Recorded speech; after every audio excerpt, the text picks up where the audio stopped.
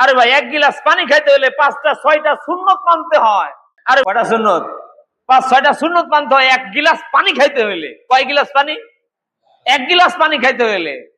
আল্লাহ নবী বলেন, যখন তুমি পানি খাও ডান হাতে খাও। কোন হাতে? কথা বলেন, কোন হাতে পানি খাইতে হয়? এবার আমরা খাই কোন হাতে বলেন? ম্যাক্সিমাম মানুষ আমরা বাম হাতে খাই। নবীজি সাল্লাল্লাহু আলাইহি সাল্লাম বলেন যে বাম হাতে খাইলো শয়তান তার সাথে খাইলো, যে বাম হাতে খাইলো পান করলো শয়তান তার সাথে খাইলো, যে বাম হাতে খাইলো পান করলো শয়তান তার সাথে খাইলো। এবার বলেন আমরা খাই কোন হাতে? আমরা খাই কোন হাতে? বাম হাতে পানি খাই। বাম হাতে পানি খাই। কিন্তু নবীজি বলেন যখন তুমি পানি খাও ডান হাতে খাও। 1 নম্বর, খুব খেয়াল করে গুনে গুনে নেবেন। ডান হাতে পানি খাওয়া সুন্নত। কোন হাতে? ডান হাতে। বিসমিল্লাহ বলে পানি খাইতে হবে। কি বলে? বিসমিল্লাহ বলে পানি খাইতে হবে। পানি এক ঢোকেই 1 গিলাস মারা যাবে না, 3 শ্বাসে খাইতে হবে। কয় শ্বাসে? 3 শ্বাসে পানি খাইতে হবে।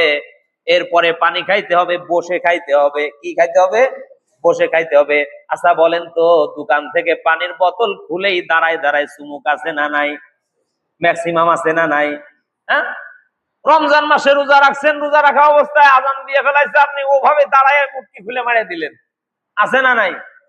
কিন্তু নবী বলেন তুমি বসে খাও।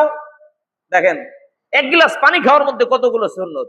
খাওয়ার শুরুতে বিসমিল্লাহ, ডান হাতে খাওয়া, 3 শ্বাসে খাওয়া, বসে খাওয়া। এরপরে খাওয়ার পরে কি বলতে হয় বলেন? জোরে বলেন, কি বলতে হয়? আলহামদুলিল্লাহ।